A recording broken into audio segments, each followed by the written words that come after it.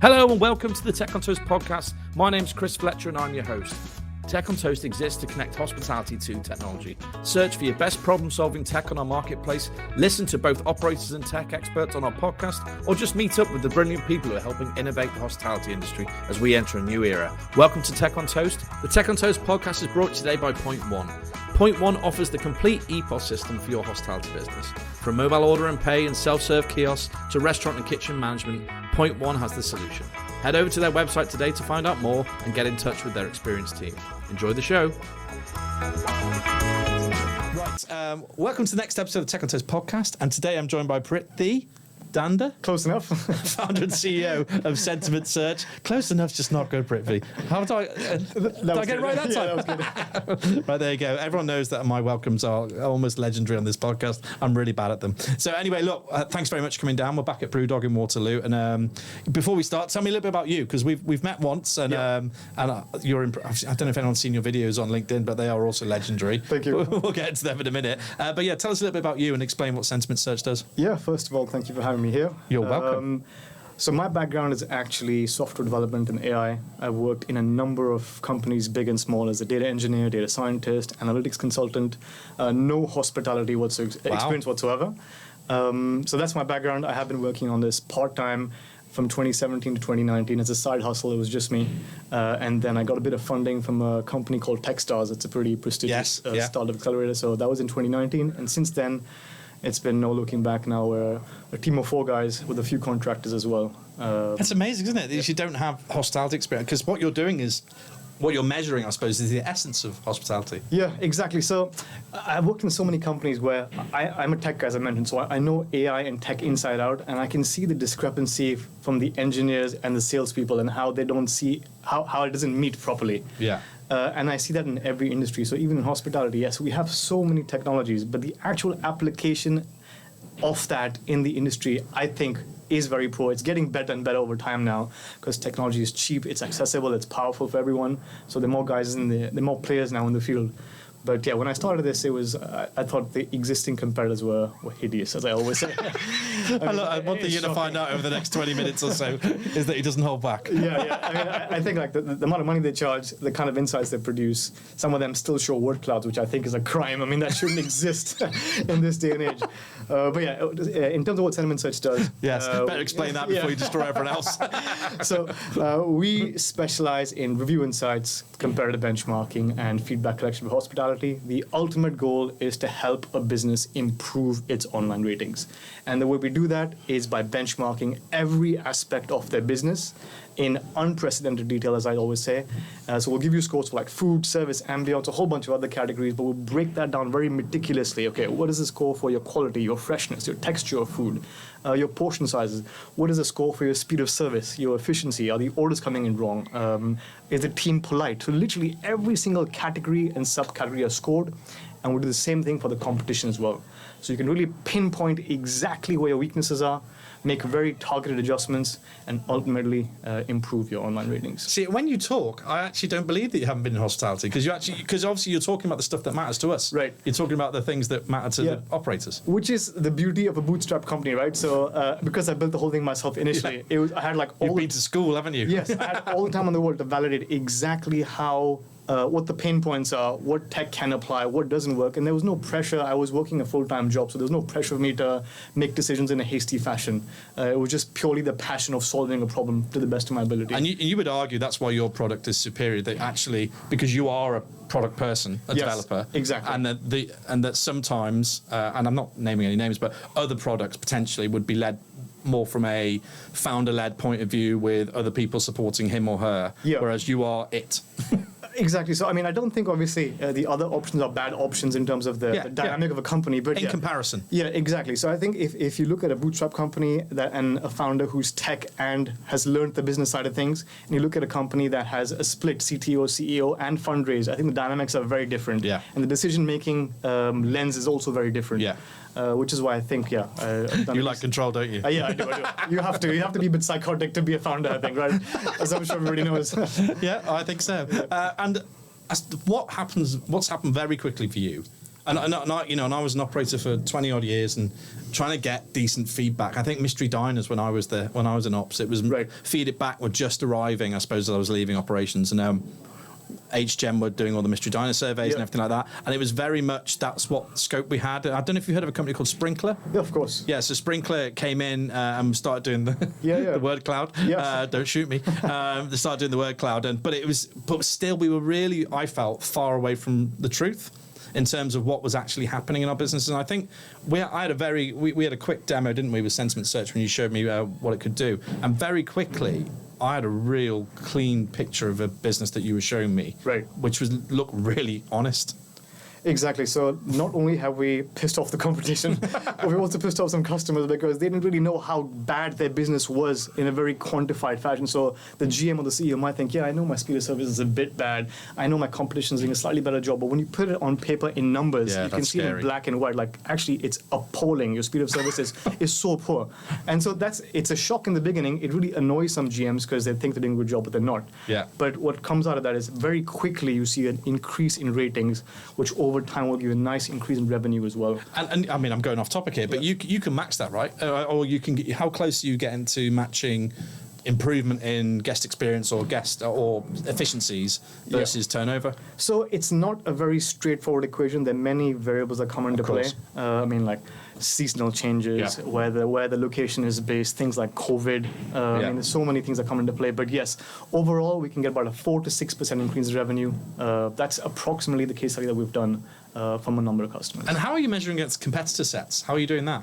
So, I mean, as long as we have APIs with all the big companies, TripAdvisor, Google, etc. It's very expensive, but we have these APIs. So we crawl like 60,000 restaurants on a daily basis in the UK. Wow. So I can slice and dice that market in any combination and tell you who's the best burger in your 1 mile radius, who's the best burger brand across the UK, who's the best burger in the north of the UK. I mean, you can really slice and dice however you see fit. Because that's so powerful. Again, running sites, as I did, you would look out the window on a quiet day and look at your competitor with a queue or look at them. And you'd put it down to often the GM or, because we're in the same postcode, how can they be better than me? But actually there are, as you said, there's a lot of variables that can lead to that, and often down to service, right? And down to experience. Exactly. And it's very anecdotal at the moment, right? Even the competitors that we currently compete against in the market.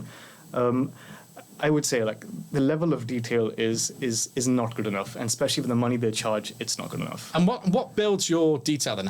Because you're a developer, where does it come from? It's the AI. Right. So I built like the whole natural language processing AI myself. So my passion is AI and how good you can apply that to free text and language and decipher these insights. I have a very big, I'm very curious in that fashion. So I literally spent like a couple of years building first an MVP, which went to Amazon and got all the reviews for all the phones. Wow. And told me exactly, okay, screen, battery time, expense, quality, warranty. So literally just putting that all together in a very concise fashion. And so I sort of learned the basics of NLP from there, and then I applied that to, okay, what industry has a lot of polarity and a lot of opinion and masses of feedback, and enter hospitality. So, wow. No, I was just saying, as a kid, just because I'm interested, did you know that you were going this way? Did you know? Because obviously you've got a talent. It's something that's within you. Is it something you were taught, or is it something you kind of knew straight from school? Or I always had a passion for AI. When I was a kid, I'm 35 now, so AI wasn't pulling up roots then, was it? The internet just caught on when I was like in my teens, I guess, or just before that. But my main programming, the seed was planted actually. There's a Lego robotics kit called Mindstorms, which I started programming with, and that sort of stemmed planted the seed for the rest of the AI journey. Yeah, and it's an obsessive thing, isn't it? It is. Yeah, I mean, I can sit. I do sales now 24/7 for my company. Yeah. But when I want to de-stress, I can just sit there with a piece of code and just write that like for 25 hours straight, and no questions asked.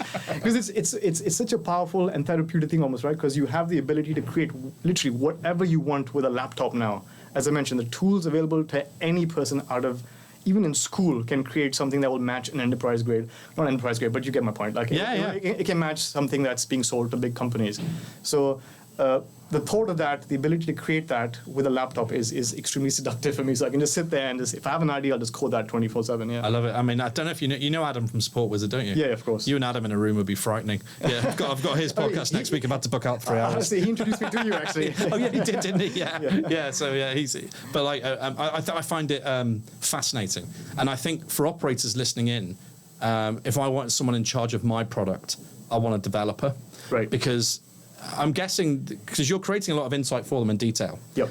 How are they using it, I suppose, or is it a problem? Because sometimes there's data overload, right? There's too much. But Yes. how are they using it, and how is it successful? So yes, that's also one area where I think we've done a really good job. Is engineers like myself often are guilty of overloading people with data, and we enjoy the engineering aspect more than the actual business ROI aspect.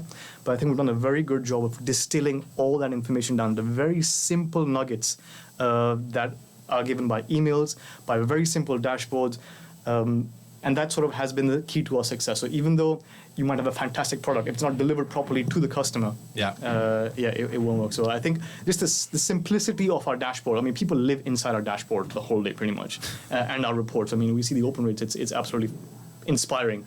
So we know we've done a very good and simple job of keeping that. And your growth is 2017. You started. I had 18 customers at the end of 2019 when it was a side hustle. Right. So 18 restaurants I was working with. Then how do they feel? Because obviously they know that you're not a big company. You don't have. Does that bother operators when they're signing? Back then when they were signing, I know it's slightly different now, but no, I didn't. I mean, I lied to be honest. I didn't tell them it was a side. You didn't lie. You just didn't tell them. I mean, I never disclosed the actual number of people we were because that would put them off like our first. You just wonder. Like I just wonder. It's interesting because I don't know if they take that into account, but they must think. Like the very first support customer. there. Yeah, the very first customer was Masala Zone Chutney Mary Amaya. Right. Okay. And the gentleman knew it was only me. Yeah. But he really liked the product, and he was very meticulous in the way he validated the company. So he took a shot. They're still our customer, touch wood. Great. And doing great. But yeah, at the time we had only 18 restaurants. 18 locations? 18 locations, sorry. Wow, okay, so it was right at the start. Yeah, exactly. And how many are you up to now? Tech on Toast is pleased to announce that HRC Hotel, Restaurant and Catering is returning to London on the 25th to the 27th of March 2024 at the XL. Discover game-changing trends, network with industry leaders and explore cutting-edge solutions that will elevate your business. Mark your calendars for an unforgettable experience at HRC, as this is where the future of hospitality unfolds. Don't miss out. To find out more, check out the website www.hrc.co.uk. How many are you up to now? Over 5,000. Oh my God. Yeah, and UK, US. Is it still you? There's 3 or 4 full-time. Well, there's 4 full-time guys, and there's 3 or 4 contractors. That's a great business model. I was just talking about business models on the last podcast, actually. What a great model that is, that you've scaled something to that point with a very efficient team, I imagine. Yeah, and I'm very lucky to have found my CTO, who I consider basically now a founder of the company. Yeah. He was a very good friend, and between him and me, I'm more of the loose cannon in terms of engineering and development and ideas. I'm going to build something. Yeah. And he keeps me a bit more in my place. But he's the key to this. And do you have salespeople or not? It's just me. Are you joking? So literally, sales. 5,000 locations. All cold emails. Just cold emails. And now, because we've built a bit more of a name for ourselves, yes, we do get more referrals. So that has picked up a lot more. If you had to percentagize how much of that came to you rather than you going to get it, so could you? Up till Jan 2023, 90% was cold emails. Right. And it's only now we signed a few big brands like Bopperin, a restaurant group we signed recently. Wow. We signed a couple of big US franchises who are in the UK. Why do you think you're so convinced? I mean, your product's great. I've seen it. It's amazing. But you've obviously got a talent there as well. I mean, you're great on the mic, so. Thank you. So it's literally just, it's a numbers game, right? So first of all, the email has to be very tailored. I mean, everybody knows this. I won't give like a one-on-one. Yeah, but I think there's some startups or some people listening who think, it'd be useful, right? Because you've done really well. So thank you. So I mean, just like literally, so if I'm approaching a company, I'll set up their demo in our dashboard with live data. I'll take screenshots from our dashboard, compare them to competition, put that in an email sequence of like 3 or 4 emails, send that off to them. That's the power, isn't it? There, that you've actually got it's customized. Actionable data for them to look at straight away, and they're reading something they probably don't want to read, maybe? Yes, exactly. And that's Is that the way you go with it? Yes, of course. That's you have to poke them, right? So, like, you suck at service, and these guys are much better, and then you get a response back. Wow. And so I've had many companies. Yeah, I definitely would have replied, but I was up straight about what? Exactly. So, I mean, I've had many referrals where it was from a very happy customer referred us to a couple of big brands, and they said, yes, we'll get in touch with you, blah, blah, blah. We're very busy today, but come back next week or whatever. And I'll send them an email with here's live data from the dashboard, XYZ is bad, and literally the last customer we signed was within a week. The call was the same. Do you think day. they're looking at? Do you think they go and look at it within the business and check it?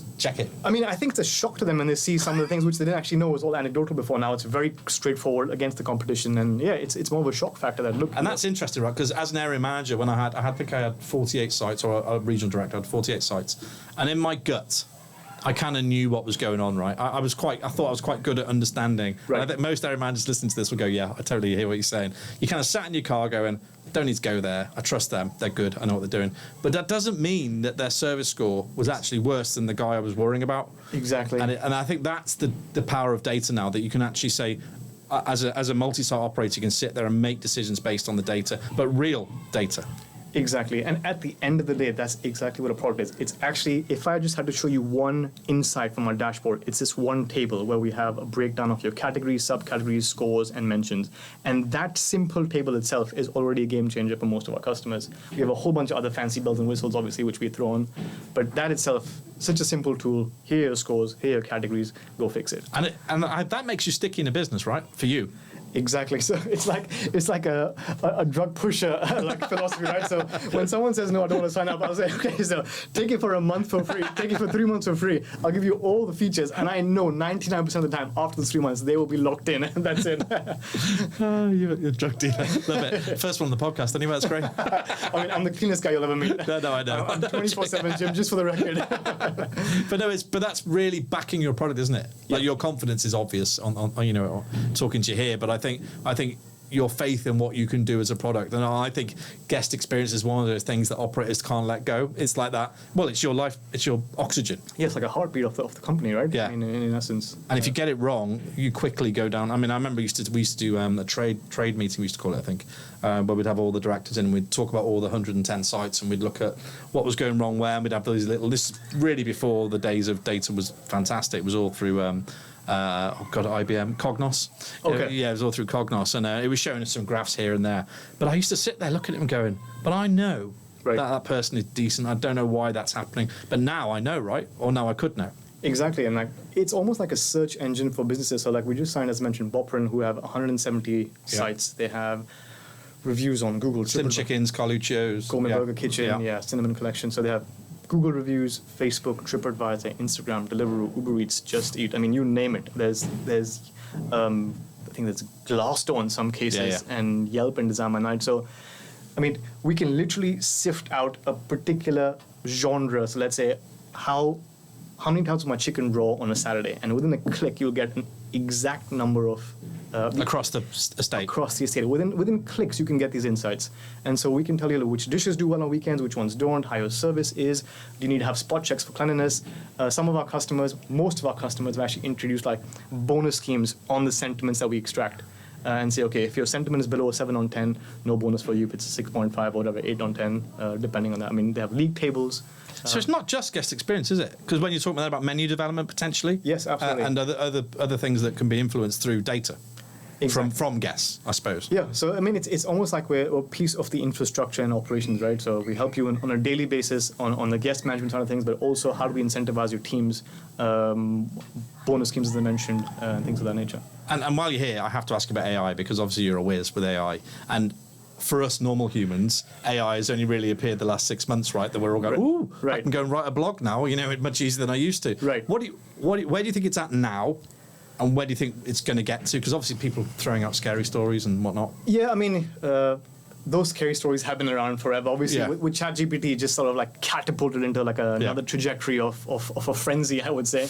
Honestly, I'm not sure. Like, there's so many new technologies, and the applications of them are still all up in the air. Like, NFTs came out some time back, and people were going gaga over them, and now I don't even hear of an NFT. So I think it takes a time for people to just soak that up, just let it simmer for a bit. How can we use ChatGPT on a daily basis? We have some pretty neat use cases we're already developing, but I don't know as yet, to be honest. Like generative AI is a massive leap, I mean, from an AI point of view.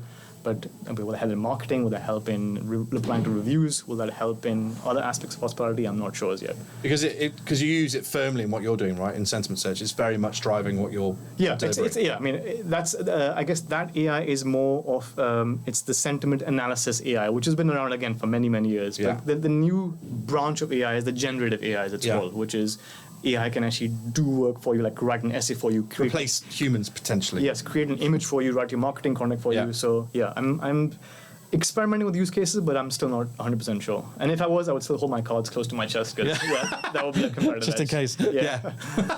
I love that. And how linked? We asked about guest feedback to turnover. Do you see success through the businesses you already have on the platform? Can you see success cases where, as you were talking about then, that people are looking at their numbers, then moving forward? I'm actually Can you see real? Yeah. I'm going to be doing a video on this actually on LinkedIn. There's a surprise. Yeah, so it's literally like within some cases within 4 weeks to like 3 or 4 months, like half a star at least increase in online rating across most of our big customers. That's insane. It's actually insane.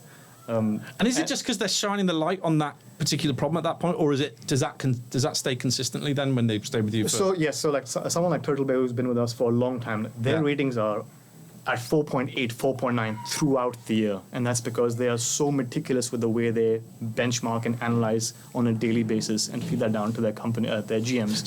So if I went into one of their sites, their GM would have a sentiment search 100%. dashboard. Yeah, I mean those guys are one of the most powerful users of our dashboard, I would say. Your biggest raving fans. Yeah, they are, and they've also helped us a lot in the development actually of the dashboard. They're a very good brand as well. We do some with the Tolo. We do some work with them. Their people are really cool. They are, yeah. They just seem to have a good bunch of humans working for them, which obviously leads to the fact. There's one of the GMs was showing me a video of her site up in Leicester in High Cross, right? And she was showing me some videos of the team on a Saturday night, and she was going, "Oh, we do about 20 grand normally and all this kind of stuff." But it was just like, wow. But she took it in her stride, and they just seemed really great. Numbers are fantastic. The team is fantastic, and a big shout out to them because they have helped me a lot in validation since they were my first big customer. I would say, like it was I think 45 sites when I first signed them, or 40 sites. And what's it like? So if I sign up today to Sentiment Search, how quickly am I onboarded? And guaranteed within 24 hours. So like literally, you give us access to your Google accounts, a few other Facebook, whatever you want, and then you give us the hierarchy of your business. So like let's say in case of Boperin, like if you have your brand, you have your sub managers, your area managers, you have your GMs. Give us that breakdown, and we'll import that into our dashboard, and you're good to go. Training obviously is another aspect. We don't charge for training. We have no onboarding fee. But training like that's the only. What do you do? Bring people on a video call and do it that way, or that's it? Yeah. It takes 20 video calls over 2 weeks, depending on how big the company is, and it's all free. I'm just laughing. You're the best. And if someone listens to this is like, okay, this guy talks a good game. If they wanted to just come into you and say, right, okay, give me a shot. How long can they trial it for? I mean, or is it on a user? It's on a user, a case by case. So I mean, a month is a no-brainer. Take it for a month, and depending on like if you're already using someone, we'll give it to you for a bit longer, maybe until their contract expires. Depends how long that is. Or if you're already happy from the get-go, then 24 hours and you're live. And what else are you looking at with sentiment search? How far can you go with it? Because obviously you're covering anything from food to speed, guest complaints, whatever it might be, feedback. Yeah, I mean at the moment it's feedback. We're developing a big engagement arm as well. We're also we did a lot of prototyping for publishing content using generative AI actually for marketing teams. There's a few POCs that we're working with, but. Instantly, what we can do is we're already diversifying into other industries like hospitals, cinemas, gyms, airlines. So it's the same language that's used on these review platforms, right? So we can very easily move our model from... Yeah, because they're all using the big boys, right? Exactly. And they all have the same pain points. There's not enough retail, and they're paying an arm and a leg. So I was about to say, are they experiencing the same kind of... Exactly the same problems, and that's just a big untapped market. Music to your ears. Exactly. So literally, we were trying with a couple of airlines pre-COVID that just fell flat on its face after COVID. But we're working with a couple of big hospital chains I say chains because I'm used to hospitality. A big hospital See, look, we've already brainwashed you. It worked. A few hospital brands in India. We're working with some very big gyms in the US. So anyone who has enough feedback online for us to sort of harness and give you details on is a potential customer. It's fantastic. And the scale's so quick. But where's the end game? Is there one? I don't know. I mean, that's a very VC question, right? So, like initially, I spoke to a few VCs and they said, "Oh yeah, like how will you make this $1 billion company?" And I don't know. I mean, that's not how I like think of the company. It's more of a very organic, very. I'm not sure you could handle someone sitting on your shoulder telling you what to do. Probably not. Yeah, I'm a bit of a control freak, as you said, but yeah, I don't see like that at the moment. Just like one baby step at a time, and we'll see where it goes. And I mean, I literally, you've flown through this. What's the future for you then? So you're up to what, 5,000 locations now? Yeah. And what's the plan for the next 12 months? Is there anything particular, or is it just more of the same? I mean, yeah, end of 2024, about 12,000 locations would be a very desirable number. But again, business plans, again, all just numbers at the end of the day. Yeah, right? you might have another pandemic. You never. God forbid. Yeah, exactly. No, obviously. So, I'm not a big believer in forecasting what you will not achieve. But it's good to have a reference. So about 12,000 locations. Well, all I would say is anybody listening, if you haven't seen this product yet, you need to go and see it. Sentiment Search. Thank you. And if they want to get hold of you and ask you and basically get a free demo, and have a little test drive, how do they get hold of you? Where's the best place to find you? The website, or I don't know if you could put my email address. Or, well, I can put all that in the copy. We can send it out. Fine. You can give your email out. People will write it down. Yeah, prithvi@sentimentsearch.com. So anybody wants that, just drop. I'm going to spell it as well because I couldn't. So it's PRITHVI @sentimentsearch.com. That is correct. Yeah. Brilliant. And Prithvi's on the marketplace. You can check him out on there. The podcast will be on there as well. And yeah, I think we need to do. When's the next video out? I think by mid-September. Mid-September, okay, yeah. You need to basically go and follow him on LinkedIn because his videos are classic. Yes, and, they're definitely not, he doesn't hold back, put it that way. So they're really interesting. Look, thanks very much, mate. I really appreciate you coming in. Thank you, and he came early today just to help me. My pleasure. I appreciate you. My pleasure. That's it. Thank you very much, and we'll see you all soon. Absolutely. Cheers.